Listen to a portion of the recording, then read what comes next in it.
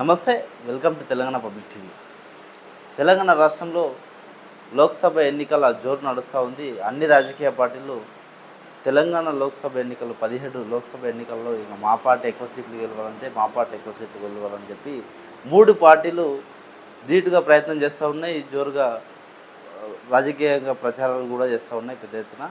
So అయితే గతంలో కేసీఆర్ ఏదైతే తప్పు చేసిండో ఇప్పుడు కూడా కాంగ్రెస్ ప్రభుత్వం అదే తప్పు చేస్తుందా అనే అనుమానాలు కలిగిస్తూ ఉన్నాయి ప్రజల లోపల. ఎందుకంటే గతంలో కేసీఆర్ 9.5 ఏళ్ళుగా పరిపాలించుడు, ప్రజల్ని పట్టించుకోలేదు. ఎలక్షన్లు వస్తే కేవలం ఎలక్షన్ల కోసమే ప్రచారాలు చేసేటోడు, ఎలక్షన్ల కోసమే మొత్తం తన సొంత స్వార్థం కోసమే ప్రచారం చేసేటోడు.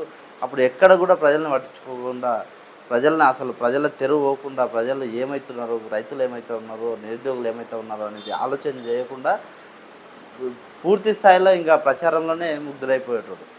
ఇక బీఆర్ఎస్ పార్టీ నాయకులందరూ కూడా ప్రచారంలోనే నిమగ్నమైపోయి ఇక ప్రజల్ని పట్టించుకోకుండా తిరిగేటోళ్ళు. మరి ఈరోజు కూడా లోక్సభ ఎన్నికలు వచ్చినాయి. ఇంకా 17 లోక్సభ స్థానాలలో 10 రావాలి, 12 మెజార్టీ స్థానాలు వస్తే ఇంకా మా కాంగ్రెస్ పార్టీకి ఇది రెఫరెండం అని చెప్పి రేవంత్ ప్రభుత్వం చెప్తా ఉంది.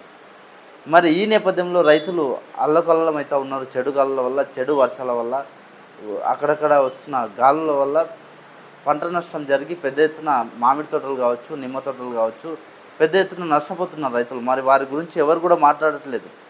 ఈరోజు ఇంకో మా పార్టీకి ఓటేయాలి, మన పార్టీని గెలిపిస్తేనే ఇంకా మన న్యాయం జరుగుతుంది తెలంగాణ సమాజానికి, లేకపోతే తెలంగాణ రైతులని, తెలంగాణ సమాజాన్ని, తెలంగాణ ప్రజలను ఎవరు పట్టించుకునేటోళ్ళు లేరు. ఇక మేముంటేనే ఇంకా తెలంగాణ ప్రజలకు రక్షణ కలుగుతుందని చెప్పి బీజేపీ పార్టీ చెప్తుంది, ఇటు కాంగ్రెస్ పార్టీ చెప్తుంది, బీఆర్ఎస్ పార్టీ చెప్తుంది. ఏకంగా మన కేసీఆర్ సార్ అయితే 9.5 ఏళ్ళుగా ఎటు పోయిండమో తెలియదు, కానీ ఇప్పుడు బస్సు వేసుకొని బయలుదేరిండు. ఏం కారు పనికొస్తలేదని చెప్పి బస్సులో బయలుదేరిండు. ఇదిలా ఉండగా సీఎం రేవంత్ రెడ్డి ప్రతిరోజు ఇంకా కేసీఆర్ని, కారు పార్టీని, ఇంకా బీఆర్ఎస్ పార్టీని గురిపెట్టిండు. ఇక కాంగ్రెస్ పార్టీ తప్పకుండా అధికారంలోకి వచ్చింది. ఇంకా తప్పకుండా 12 స్థానాలు, 14 స్థానాలు వస్తాయి. 14 స్థానాలు ఇస్తే ఇంకా మీకు ముదిరాజులకు ఏది మంత్రి పదవి ఇస్తా అని చెప్పి చెప్తాడు. అదేవిధంగా మరి కాంగ్రెస్ ప్రభుత్వం ఏర్పడిన తర్వాత ఎంతోమందికి కార్పొరేషన్ చైర్మన్లు కావచ్చు, మంత్రులు కావచ్చు, ఎంతోమంది మంత్రులు లేరు, కార్పొరేషన్ చైర్మన్లు లేరు.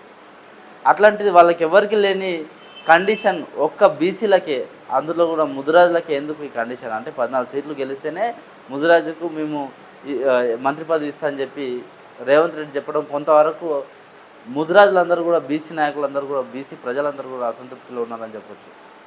అయితే ఇవన్నీ ఇంకా మొత్తం మీద లోక్సభ ఎన్నికల్లో 14 సీట్లు గెలవాలి, మెజార్టీ స్థానాలు మాకు రావాలి, లేకపోతే కాంగ్రెస్ ప్రభుత్వం పైన కొంతవరకు మరికొంత అంటే ఆల్రెడీ కొంతవరకు అసంతృప్తి అంటే ప్రతిపక్షాల నుంచి కావచ్చు, ప్రజల నుంచి కావచ్చు అసంతృప్తులు ఉన్నారు.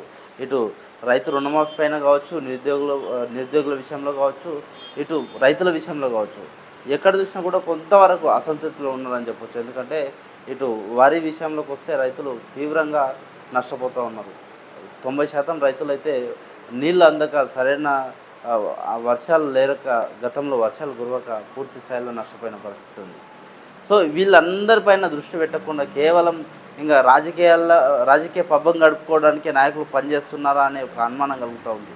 ఇంతకుముందు మనం చెప్పినట్లుగా 9.5 ఏళ్ళుగా కేసీఆర్ చేసిన పొరపాటే ఇప్పుడు సీఎం రేవంత్ రెడ్డి కూడా చేస్తూ ఉన్నాడని చెప్పొచ్చు. ఎందుకంటే ఇంకా ఎంపీ అభ్యర్థులని ఎవరిని ఖరారు చేయాలి, ఎవరికి టికెట్ వచ్చే అవకాశం ఉంది, ఎవరికి టికెట్ ఇస్తే బాగుంటుందని చెప్పి సీఎం రేవంత్ రెడ్డి మాటిమాటికి ఢిల్లీ పోవడం, ఇక్కడ తెలంగాణ ప్రజలంతా ఏమైతే ఉన్నారు, రైతులు ఏమైతే ఉన్నారు, నిరుద్యోగులు ఏమైతే ఉన్నారు, అసలు తెలంగాణ రాష్ట్ర ప్రజలు ఏమనుకొని కాంగ్రెస్ పార్టీని గెలిపించారనే విషయాన్ని కొంతవరకు కాంగ్రెస్ పార్టీ పెద్దలు మర్చిపోతున్నారా అనే విషయం కూడా కొంతవరకు బయటకు వస్తూ ఉన్నది.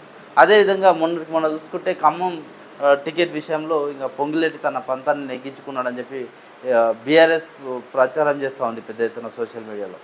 సరే, ఎవరు పంతం నెగ్గించుకున్నారా అనేది తర్వాత విషయం, కానీ అసలు రైతులు, ప్రజలు, అసలు నిరుద్యోగులు వీళ్ళందరూ ఏం కోరుకుంటూ ఉన్నారు, బీఆర్ఎస్ పార్టీకి ఎందుకు ఎదురు దెబ్బ తగిలింది, గత అసెంబ్లీ ఎన్నికల్లో ఎందుకు తీవ్ర ప్రభావం చూపిండ్రు ఓటర్లు అనే విషయాన్ని కేసీఆర్ సార్ ఆలోచన చేస్తలేడు. సో ఇవన్నీ విషయాలపైన కూడా అన్ని రాజకీయ పార్టీలు, ఇటు బీజేపీ కావచ్చు, కాంగ్రెస్ పార్టీ కావచ్చు, బీఆర్ఎస్ పార్టీ కావచ్చు ఆలోచన చేయాల్సిన అవసరం ఉంది.